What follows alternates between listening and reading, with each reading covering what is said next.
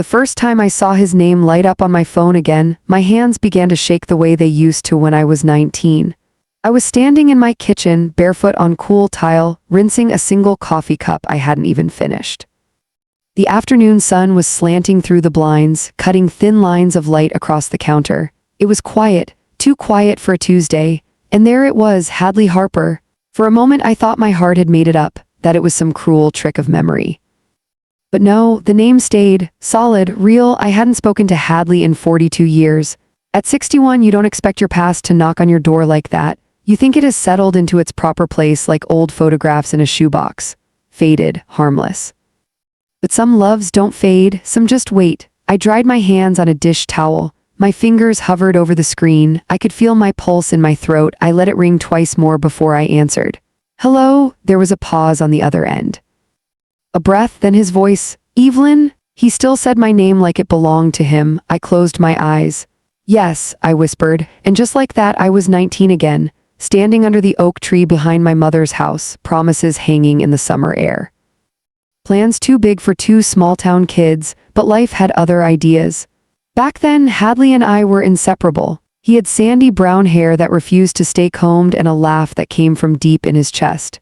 He worked part-time at his uncle's hardware store. I was starting community college in the fall. We used to sit on the hood of his old Ford pickup and talk about leaving town, about moving somewhere by the water, somewhere with salt in the air and no one who knew our families. We'll get married at 22, he told me once, tracing circles on my palm. Have a little house, maybe 2 kids.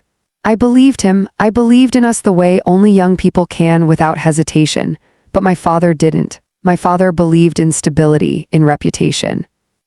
In men with degrees and pressed shirts. Hadley had calloused hands and no clear plan. When my father found out we were talking about marriage, he didn't yell. That would have been easier. He simply sat me down at the kitchen table and said, "You will outgrow him." It wasn't a question, and at 19 I was still a daughter before I was a woman. The arguments lasted weeks. Quiet wars fought over dinner plates and folded laundry. My mother stayed silent. Hadley grew restless. "I don't want to lose you," he told me one evening, his jaw tight. "You won't," I said, but fear is a powerful thing and so is doubt. When Hadley got an offer to move 2 states away for a better job, he asked me to come with him. "I can't," I told him. I still remember the look in his eyes. It wasn't anger, it was something softer, something breaking. "If you stay," he said carefully, "we're choosing different lives." I told myself he was being dramatic. 2 months later, he left. 3 months after that, I met Callum. Callum Whitaker wore pressed shirts. He worked in finance. He spoke to my father like an equal. He was kind, predictable, safe. At 23, I married him, and for a long time I told myself I had chosen wisely. Callum and I built a good life, a respectable one. We had 2 children, Michael and Caroline. We bought a brick house with white shutters. We hosted Thanksgiving every year. Callum handled the investments. I handled everything else. He wasn't unloving, just reserved. He kissed my forehead more than my lips. We slept on our separate sides of the bed like polite neighbors. There was no storm in our marriage, but there was no fire either, and after a while you forget what fire feels like. Callum passed away 5 years ago. A quiet heart attack in his sleep. One moment he was there beside me. The next he was gone. Grief at 60 is different than grief at 20. It's heavy, dense. It settles into your bones. I missed him, of course I did. He had been my partner for nearly 4 decades, the father of my children, the steady rhythm of my adult life. But if I am honest, truly honest, I also felt something else. A hollow space. A question I had buried for years began to whisper, what if? I never searched for Hadley. I told myself it was foolish. Romantic nonsense best left to movies, until that Tuesday afternoon, until his voice came through my phone like a memory refusing to die. "I heard about Callum," he said gently. "I'm sorry, Evelyn, I should have reached out sooner." "How did you get my number?" I asked, my voice steadier than I felt. "I ran into Claire Jennings last month. She mentioned you were back in town full-time, gave it to me." Claire, of course. Small towns never forget. We talked for 12 minutes. About safe things, the weather, our children, the old oak tree that had finally been cut down, but beneath every word was something unsaid. When we hung up, my kitchen felt smaller. I stood there for a long time, staring at the wall. At 61, you think your biggest decisions are behind you. You think the story is mostly written. But that night, lying alone in my bed, staring at the ceiling fan spinning slowly above me, I felt 19 again, restless, hopeful, afraid. 3 days later, he called again. "Would you have coffee with me?" he asked. There it was, the past asking to sit across from me. I looked at my reflection in the dark screen of the television. Silver threaded through my hair, fine lines around my mouth. I was not the girl he left behind. And he was not the boy I loved. Still, "Yes," I said, and I had no idea what that single word was about to cost me. I didn't tell my children about the coffee, not at first. There are some things a woman needs to sit with quietly before she lets them out into the world. And Hadley Harper was not just a man from my past. He was the part of me I had folded away like a letter too dangerous to reread. We agreed to meet at a small cafe on Main Street, the kind with mismatched chairs and chalkboard menus. It used to be a pharmacy when we were young. Now it smelled of roasted beans and cinnamon. I arrived 10 minutes early. Of course I did. I chose a table near the window. My hands wouldn't stay still. I kept smoothing my sweater, adjusting my scarf, checking my reflection in the spoon beside my cup. When the door opened and the bell chimed, I knew it was him before I looked up. Some instincts don't age. Hadley stood there for a moment, scanning the room. His hair had gone mostly gray, cut shorter now. His shoulders were broader, heavier. Time had softened his jawline but deepened his eyes. When they found me, he smiled, and something inside my chest loosened. He walked toward me slowly, almost carefully. "Evelyn," he said again, like he was testing how it felt in his mouth. "Hadley." We did hug right away. We stood there for a second too long, studying the years on each other's faces. Then he reached out. His arms around me were warm, familiar in a way that startled me. "You look," he began. "Older," I offered, smiling nervously. "Beautiful," he said quietly. I looked away first. We sat down. The waitress came. We ordered coffee we didn't drink. At first, we talked like two careful strangers. About his job, he'd spent 30 years managing a distribution company in Ohio. About my volunteer work at the library. About our children. He had one son, Andrew, divorced twice. "I wasn't very good at marriage," he admitted, rubbing the rim of his cup. "Or maybe I just married the wrong women." There was no accusation in his tone, just honesty. "And you?" he asked gently. "I was married 40 years," I said. Callum was steady, dependable. "Did you love him?" The question was simple, but it landed heavily. "Yes," I said after a pause. "In the way you love someone who shows up every day, who builds a life with you." He nodded slowly, but he prompted. I hesitated. The cafe noise hummed around us, spoons clinking, low conversations, the hiss of steamed milk. But I sometimes wondered what it would have felt like to choose differently. His eyes didn't leave mine. "I never stopped wondering," he said. The air between us shifted. We weren't 19 anymore. There was no dramatic music, no reckless declarations, just two older people sitting in the quiet weight of roads not taken. "I was angry when you didn't come with me," he admitted after a while. "I know. I thought you chose your father over me." I swallowed. I did. It felt strange to say it so plainly. "I was scared," I continued. "Scared of disappointing him, scared of struggling, scared you'd resent me if things were hard." "And were they?" he asked softly. "Yes," I said, "they were hard anyway." He leaned back in his chair, studying me. "I would have struggled with you," he said. "Gladly." That was when I felt it, not fireworks, not some dramatic sweep, just a deep ache. The kind that comes from realizing you can't rewrite what's already happened. We sat there for nearly 2 hours. The conversation moved more easily as time passed. We laughed about small-town gossip, about the old diner that used to burn their pancakes, about the oak tree that had finally come down in a storm. When we stood to leave, there was an awkward pause again. "Would you like to do this again?" he asked. I should have said no. I should have gone home and placed that afternoon in the category of closure. Instead, I heard myself say yes. The second meeting turned into dinner. The third, a walk along the river. He moved back to town the following month. That should have been my first clue that this wasn't just nostalgia. "I was thinking about it anyway," he told me when I raised an eyebrow. "My son's in Chicago. I'm not tied down anywhere." But the timing felt too precise.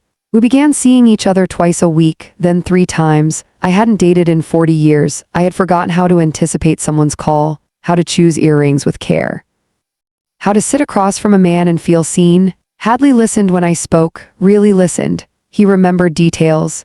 You said Caroline's allergic to almonds, he mentioned once when we passed a bakery.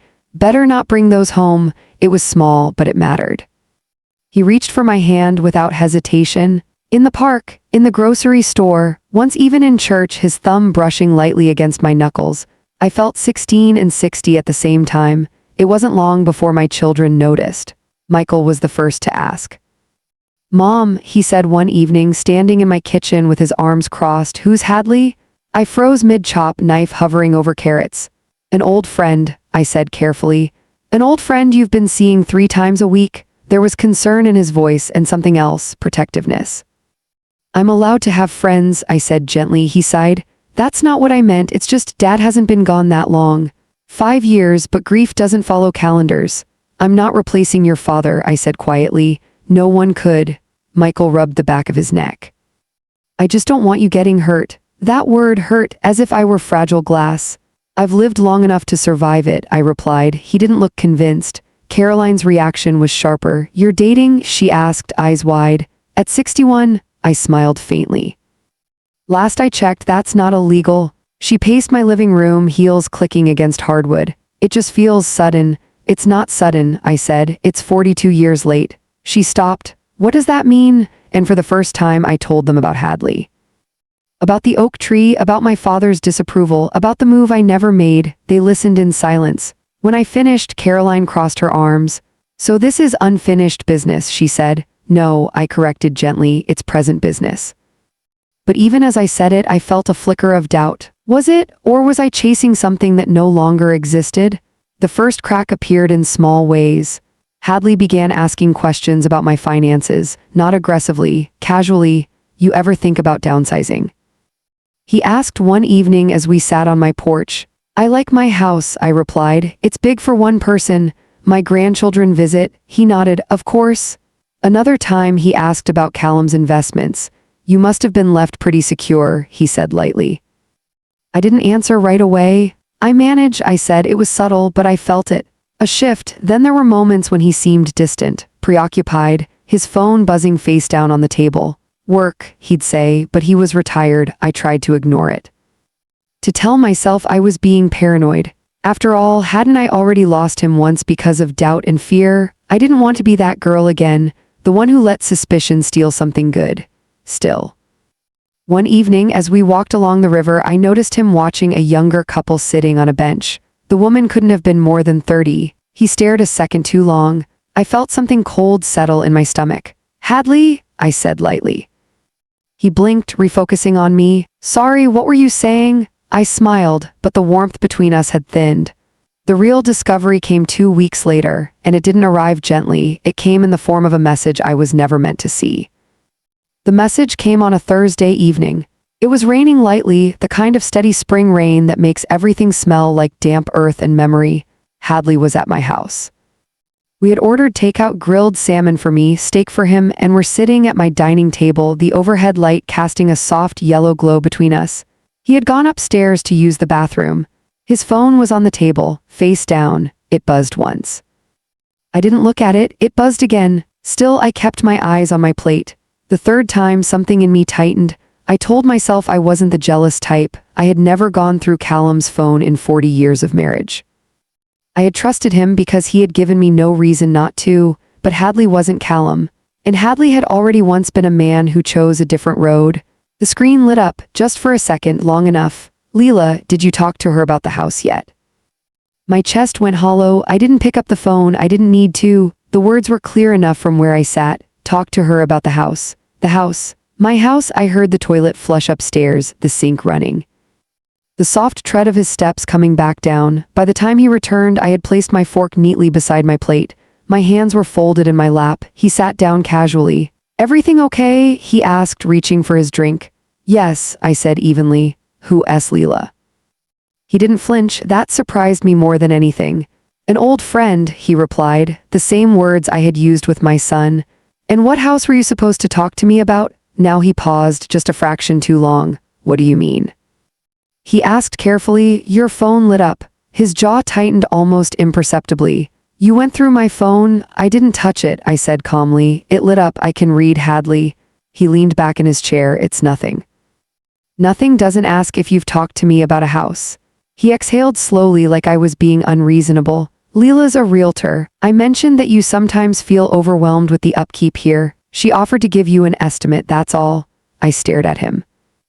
I never said I was selling my house. You've hinted at it. No, I said firmly. You've hinted at it. The rain outside intensified, tapping against the windows. He rubbed his temples. Evelyn, I'm just trying to help. This place is worth a lot.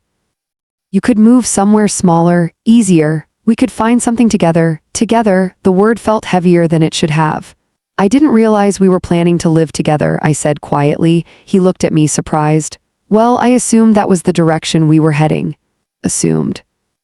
In 3 months, my heart was beating steadily now, not racing, just clear. Hadley, I said, why did you really move back here? He blinked. I told you I was ready for a change. No, I said, you moved within weeks of reconnecting with me. He stood up abruptly, pacing toward the window. You're making this into something it's not. Then explain it to me. He turned, frustration flashing across his face. I've spent decades building something. I'm tired of being alone. When I heard you were alone too, I thought maybe we could finally have what we were supposed to have. And that requires selling my house? It requires practicality. The word felt clinical, cold. I rose slowly from my chair. This house is where I raised my children, where my husband died, where my grandchildren learned to walk. I'm not dismissing that, he said quickly. But sentiment doesn't pay property taxes forever. There it was, a glimpse, not cruelty, not outright manipulation, but calculation. I looked at him differently then, not as the boy under the oak tree, not as the man who held my hand in church, but as someone assessing options. Are you in trouble? I asked softly. He hesitated, and in that hesitation I found my answer.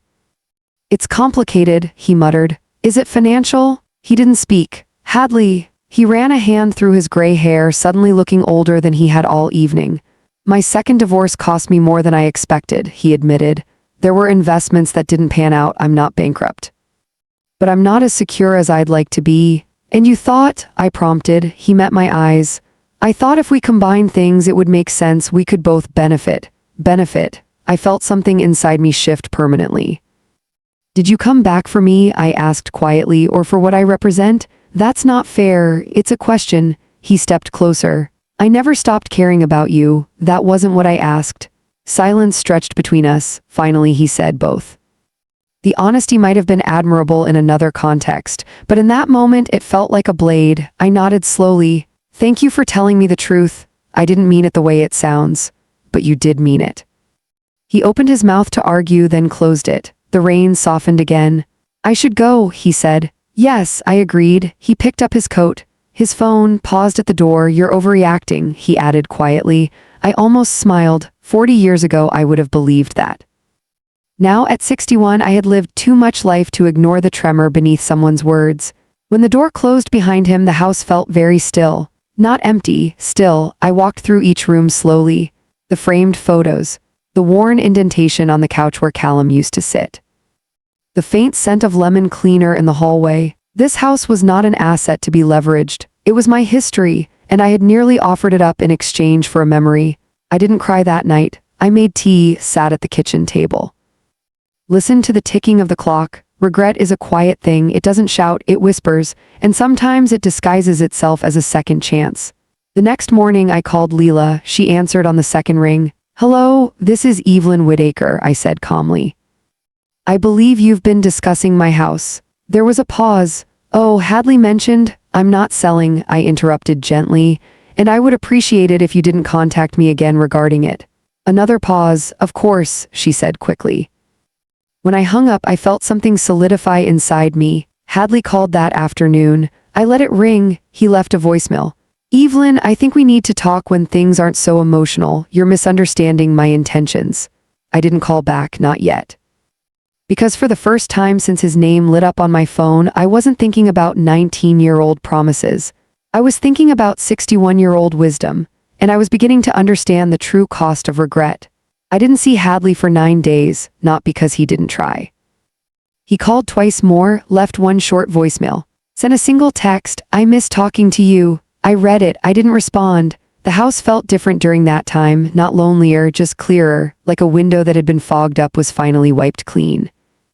I went back to my routines, morning walks around the block, volunteering at the library on Wednesdays, dinner with Caroline and the grandchildren on Sunday. Life resumed its steady rhythm, but underneath it something was shifting. On the 10th day, I invited Michael over. He arrived with that cautious expression children wear when they suspect bad news. We sat at the same kitchen table where Hadley's phone had buzzed.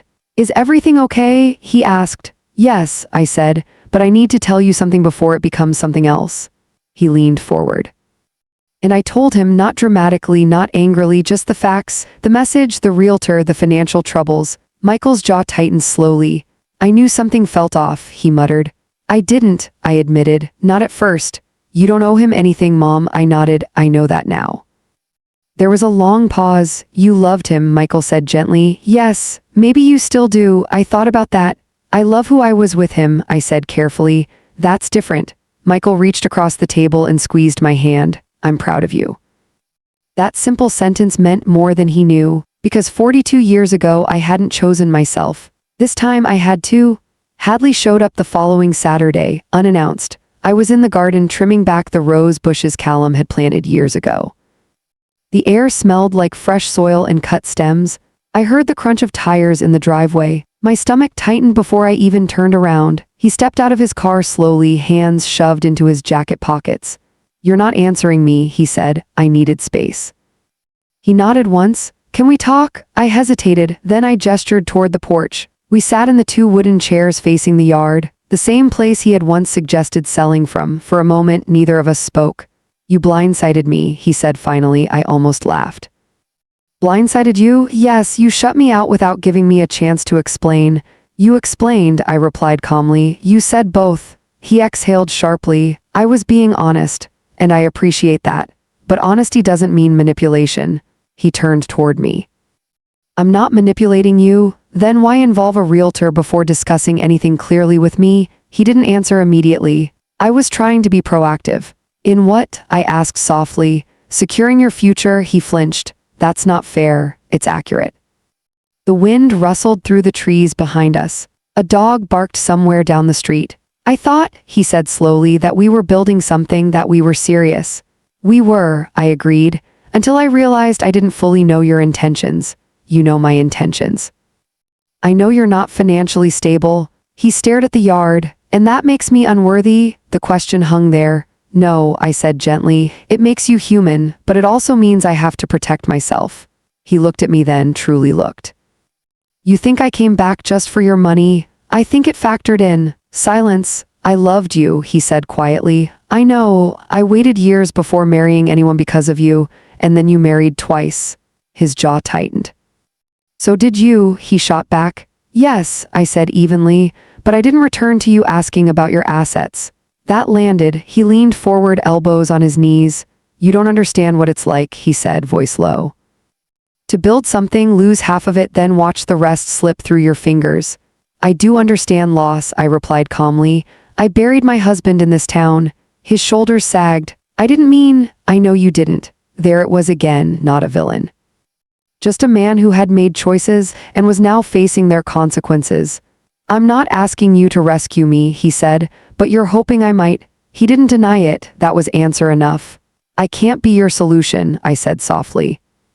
"And what if I'm not asking you to be?" I studied him carefully. "Then why does it feel like a negotiation instead of a romance?" His eyes darkened. "That's cruel." "No," I said, "it's clear." He stood abruptly, pacing across the porch. "You're throwing away 40 years of unfinished love because I made a practical suggestion." "I'm not throwing anything away," I said calmly. "I'm refusing to gamble my stability for a memory." He stopped walking. "You think that's all we are?" "I think," I said slowly, "that we were something beautiful once, and maybe we could have been something beautiful now, but not if there's imbalance." He stared at me. "I would never hurt you." "You already have." The words were quiet, not accusatory, just true. He closed his eyes briefly. "I'm sorry," he said, and for the first time since that message appeared, I believed him. "I don't regret seeing you again," I continued. "I needed to know what? That the version of you I carried all these years wasn't real anymore." That seemed to wound him more than anything else. "I'm still me." "Yes," I said gently, "but so am I." We sat in silence after that. Finally, he picked up his coat from the back of the chair. "So this is it?" he asked. I looked out at the rose bushes, at the steady shape of my home behind me. "I think it has to be." He nodded once, no dramatic goodbye. No desperate plea, just two older people standing at the edge of something that almost was. "I hope you find what you're looking for," he said. "I hope you do too." He walked down the steps, got into his car, drove away. This time I didn't watch until he disappeared. I stayed seated. The wind carried the faint scent of roses, and for the first time since he had called, I felt something unexpected. Not heartbreak, relief. But the story didn't end there, because small towns have long memories. And secrets rarely stay private. 2 days later, Caroline called me in a panic. "Mom," she said, her voice tight, "did you know Hadley's been telling people you're planning to sell the house?" My heart stilled. "No," I said slowly. "Well, people are talking."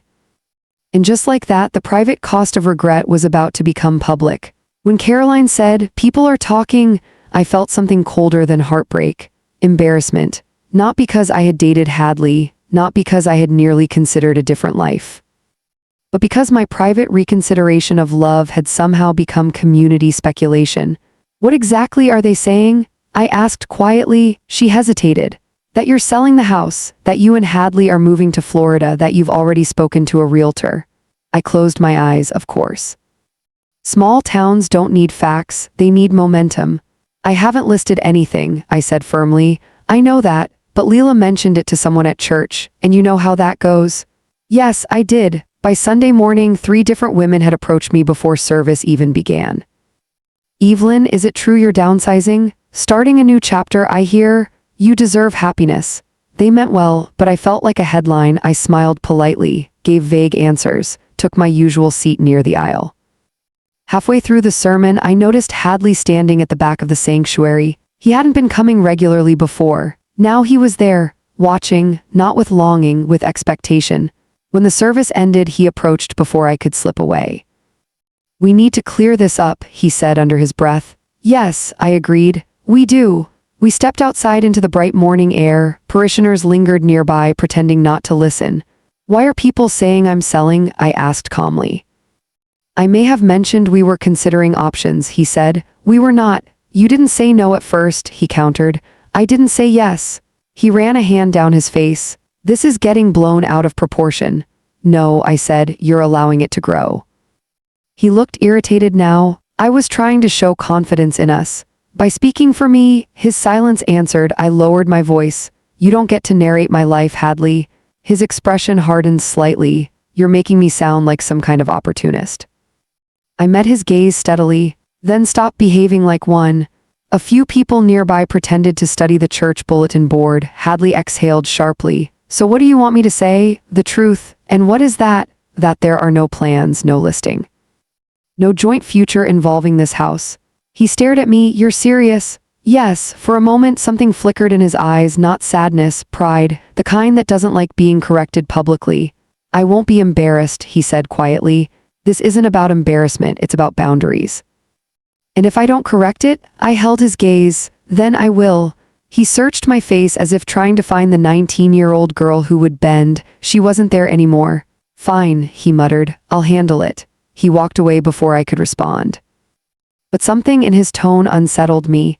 By Tuesday afternoon, the situation escalated. Leela called me. "Evelyn, I just want to clarify something," she began nervously. "Hadley said you asked him to look into property values discreetly." "I did not." "Well, he seemed very certain." I felt heat rise in my chest. "Leela, I need you to hear me clearly. I am not selling. I have not authorized anyone to discuss my home." A long pause. "I understand," she said quickly. "I'll make that clear." When I hung up, my hands were trembling. Not from fear, from realization. This wasn't a misunderstanding anymore. This was narrative control. That evening I drove to Hadley's house. I hadn't been there before, a modest rental on the edge of town, neat lawn, fresh paint. He opened the door, surprised. "Evelyn, we need to talk." He stepped aside. The inside was sparsely furnished. A couch, a coffee table, a television mounted on the wall, no framed photos, no personal touches. It didn't feel like a home. It felt temporary. "I spoke to Leela," I said. He sighed. "She called you?" "Yes." He walked into the kitchen, poured himself water. "You're blowing this up," he muttered. "No," I replied evenly. "You are." He turned. I was trying to create momentum to show commitment. By inventing my consent, I assumed, stop assuming, I said quietly but firmly. You don't get to make decisions about my life without me. He slammed the glass down harder than necessary. I uprooted myself to be here. No one asked you to. I thought you wanted this. I wanted honesty, I replied, not strategy. The word hung between us. He looked at me differently then, less romantic, more calculating. You're scared, he said. Yes, I agreed, but not of being alone. Then what? Of repeating a mistake. His brow furrowed. I was young when I let someone else dictate my future, I continued. I won't do it again, not for my father, not for you. His shoulders stiffened. So I'm your father now? No, I said calmly. You're a man trying to steer my life without asking. He opened his mouth, then closed it. I can't build something with someone who sees partnership as leverage, I added. That's unfair, is it? Silence. Finally, he said, you think I'm using you. I think you see security when you look at me, and that's wrong. It is if that's the foundation. He looked away, and in that moment I understood something clearly. He didn't see himself as manipulative, he saw himself as practical. But practicality without mutual agreement becomes pressure, and pressure erodes trust. I'm going to make a public statement, I said calmly. His head snapped back toward me. You wouldn't. I will. You'll humiliate me. I'll correct misinformation.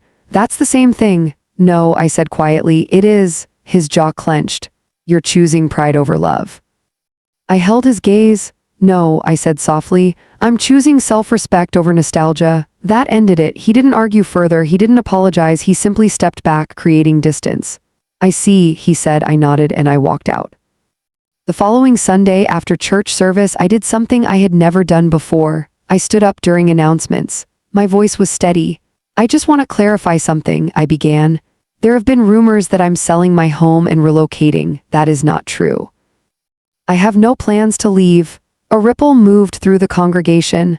I value my privacy, I continued, and I would appreciate it if assumptions about my personal life were not shared as fact. I didn't mention Hadley's name. I didn't need to. When I sat down, Caroline squeezed my hand. Michael nodded from across the aisle. And Hadley, he wasn't there. That was the public consequence. Not humiliation, just clarity. But clarity has a way of ending illusions. And mine were finally dissolving. Hadley didn't call after that Sunday, not that day. Not the next, and for a brief, fragile moment, I thought perhaps we had both understood that it was over. But unfinished emotions rarely exit quietly. 3 days later, I received a letter, not a text, not a voicemail, a letter. It arrived in a plain white envelope, my name written in handwriting I hadn't seen in 4 decades. Slanted slightly to the right, firm strokes, intentional. I stood at the kitchen counter for a long time before opening it. Inside was a single sheet of paper. Evelyn. I didn't come back to use you. I came back because I was tired of wondering who we might have been. Yes, I'm not as financially secure as I once was. Yes, I hoped building something together would make sense for both of us. That doesn't mean my feelings weren't real. You think I see you as safety. Maybe I do, but is that such a terrible thing? At our age, isn't safety part of love? I never stopped loving you. I just didn't know how to come back without admitting I needed you. Hadley, I read it twice. There was no manipulation in those words, no strategy, just a man trying to salvage dignity. And yet something inside me remained steady. Safety is part of love, but it cannot be its currency. That evening I drove to the cemetery. Callum's grave sits beneath a maple tree. The stone is simple, gray, unadorned. I brought no flowers, just myself. I almost did something foolish, I told the quiet air. The wind moved gently through the leaves. For years I had measured my marriage to Callum against a ghost of young love. That wasn't fair. Callum had not been fire, but he had been warmth. He had shown up. Paid bills, fixed leaky faucets, held my hand when Michael broke his arm. Sat silently beside me during my mother's funeral. He had never once tried to reposition my life for his benefit. And in that moment, I realized something painful. I hadn't just been grieving Callum these past 5 years. I had been grieving the version of myself who once believed in reckless devotion. Hadley had reopened that wound, but reopening something doesn't mean it belongs in the present. A car door slammed in the distance. A bird lifted from a nearby tree. I chose stability, I whispered to the headstone, and maybe I've spent too long wondering if that was a mistake. The wind answered with silence. On my way home, I felt lighter, not because I had resolved anything with Hadley, but because I had resolved something within myself. 2 days later, Hadley showed up again. This time, he didn't knock. He stood at the end of my driveway while I was watering the front lawn. He looked smaller somehow, less certain. I turned off the hose and walked toward him. I didn't want to intrude, he said. You're here, I replied gently. He nodded. I got your message. I didn't send one, the announcement at church. I waited. I deserved that, he admitted. The honesty surprised me. Yes, I said. He looked around the yard slowly, the rose bushes, the porch swing. The white shutters. I forgot how rooted you are here, he murmured. I'm not rooted, I corrected softly. I'm grounded. He gave a faint smile. There's a difference? Yes. He shoved his hands into his pockets. I'm leaving town. The words hung between us, for good. I asked, yes. A strange calm settled over me. Ohio, I asked. No, my son wants me closer to Chicago. He says I need family around. There was no bitterness in his tone this time, just fatigue. I should have come back differently, he said after a moment. Without expectations. Maybe, I agreed. I thought if we moved fast we could outrun the years we lost. You can't outrun time, I said quietly. You can only meet it honestly. He nodded slowly. I didn't mean to make you feel like an investment. I know, he looked at me carefully. Do you hate me? No, I said without hesitation. I don't. Do you regret seeing me? I considered the question seriously. No, I said finally. I regret who I thought you still were. That seemed to land gently, not sharply. That's fair, he said. We stood there in the fading afternoon light, two older people who had finally stopped romanticizing the past. I did love you, he said one last time. I know, I replied, and part of me always will. That's okay, I said softly. Some loves aren't meant to be lived out, just remembered. He stepped closer then, not to pull me into an embrace. Just close enough that I could see the lines time had carved around his eyes. You're stronger than you were at 19, he said. Yes, I agreed. I had to be. He nodded. Goodbye, Evelyn. Goodbye, Hadley. He walked back to his car. This time I watched. Not because I was hoping he'd turn around, but because I wanted to witness the ending fully. No fantasy, no unfinished thread, just closure. When his car disappeared down the street, I didn't feel shattered. I felt older, wiser, and strangely peaceful. A week later, the rumors faded. Church moved on to a new topic, a new engagement, a new renovation. Small towns have short attention spans when new stories appear. Caroline stopped asking cautious questions. Michael relaxed. Life resumed its ordinary shape, but something in me had changed permanently. Regret had always felt like a shadow trailing behind me. Now it felt smaller because I had faced it, and it had not destroyed me. After Hadley left town, the quiet returned, but it was a different kind of quiet, not the hollow silence that followed Callum's death. Not the restless quiet that had filled the house after Hadley's first phone call. This one felt earned, intentional. The first Sunday he was gone, I noticed the empty space at the back of the church where he used to stand. For a brief second, my chest tightened. Then the organ began to play, and the sound filled the room like it always had. Life does not pause for personal realizations. It keeps moving. And so did I. The following week, I did something I hadn't done in years. I opened the old cedar chest at the foot of my bed. Inside were photographs, letters, pieces of a younger version of myself. Near the bottom, wrapped in a faded blue scarf, were 3 letters from Hadley. I hadn't read them since my 20s. My fingers trembled slightly as I unfolded the first one. Evelyn, if you change your mind, I'll be waiting at the bus station Friday at noon, I smiled faintly. 19-year-old promises are written with urgency, with certainty that love alone can solve logistics. I read all 3 letters slowly. There was passion in them, hope, youthful confidence. But there was also something else, impatience. Even then he had wanted movement, decision, action, and even then I had hesitated, not because I didn't love him, but because something inside me knew I needed steadiness. I folded the letters carefully.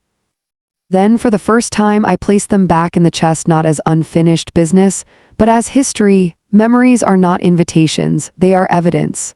A few days later, Caroline came over with the children. My granddaughter Lily curled up beside me on the couch, her small head resting against my shoulder. Grandma, she asked suddenly, were you ever in love before Grandpa? Children ask questions without caution. Yes, I said softly. I was. Why didn't you marry him? I glanced at Caroline, who gave me a small, curious smile. Because sometimes, I said carefully, love isn't the only thing you need. Lily frowned thoughtfully. What else do you need? Trust, I replied, and timing and shared values. She nodded as if storing that away for later. Children think love is a feeling. At 61, I know it's a structure, and structures need foundations. About a month after Hadley left, I received a call from an unfamiliar number. For a moment, my heart reacted before my mind did, but it wasn't him. It was Andrew, Hadley's son. I almost didn't answer, but curiosity won. Mrs. Whittaker, he asked politely. Yes, I hope this isn't inappropriate. My father mentioned you. My stomach tightened slightly. He did. Yes, he's staying with us for a while. He's adjusting. I said nothing. I just wanted to thank you. That caught me off guard. For what? For being honest with him. There was no sarcasm in his voice. He doesn't hear no very often, Andrew continued. And he needed to. I felt something soften inside me. I never meant to hurt him, I said quietly. I know, Andrew replied, but sometimes clarity feels like pain. After we hung up, I sat in silence for a long time. The narrative had shifted. I was no longer the woman who had been almost deceived. I was the woman who had drawn a boundary, and boundaries, when done with dignity, leave less damage than silence. Summer arrived slowly. The roses bloomed fully. The porch swing creaked in the evenings. Fireflies returned to the yard just as they had decades ago. One night, as I sat outside with a glass of iced tea, Michael joined me. Do you miss him? He asked gently. I thought about it honestly. I miss who I was when I thought anything was possible, I said. That's not the same thing. No, I agreed. It is. He nodded. I was worried, he admitted. Not because you were dating, but because it felt like you were trying to rewrite something. I said softly. He looked surprised by my directness. But I've realized something, I continued. You can't rewrite the past, you can only understand it better. And do you? Yes, he smiled slightly. I'm glad you didn't sell the house. So am I. The evening air felt warm and steady. For the first time in years, I wasn't comparing my life to a ghost. I was inhabiting it fully. In late August, I made one final decision. I redecorated the guest room, not because I expected visitors, but because I wanted to claim the space. I painted the walls a soft sage green, replaced the heavy curtains with lighter ones, added fresh bedding. While moving the old dresser, I found a small crack in the baseboard I'd never noticed before. Callum must have known about it. He had always planned to fix small things eventually. We all do that. We postpone repairs in homes, in relationships, in ourselves. But ignoring cracks doesn't make them disappear, it just allows them to widen quietly. Hadley had been my postponed repair, the unfinished conversation, the what if. Now that crack was sealed, not with romance, but with understanding. One afternoon, I drove past the bus station. It's smaller than I remember. The benches have been replaced, the sign updated. I sat in my car for a moment, imagining the 19-year-old girl who once stood here debating whether to run toward uncertainty. I don't judge her anymore. She was afraid. She wanted approval. She wanted stability. And she eventually built a life.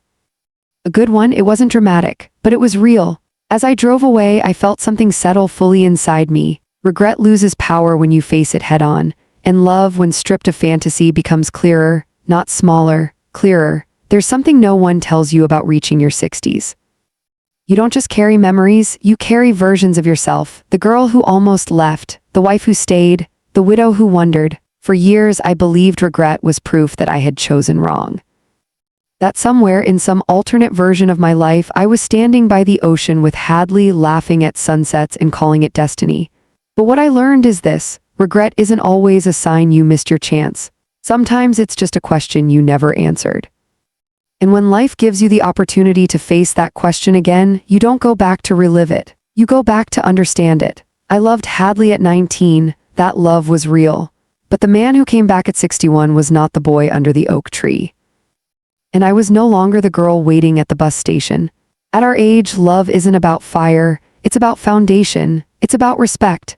It's about choosing each other without negotiation or leverage. I didn't lose a second chance at romance. I gained clarity. I gained the confidence to say no when something felt misaligned. And most importantly, I stopped measuring my life against a fantasy. Sometimes the cost of regret is temporary discomfort, awkward conversations, public whispers, a bruised ego, but the reward is peace. And peace at 61 is worth more than nostalgia. So I'll ask you gently, have you ever romanticized a chapter of your past? And if that chapter knocked on your door today, would you open it? Or would you finally close it with gratitude? If this story touched something in you, share your thoughts below. I read every message. And if you believe in second chances or in the wisdom to walk away from them, stay with me. Life doesn't end at 60. Sometimes that's when we finally understand it. Would you have done what I did?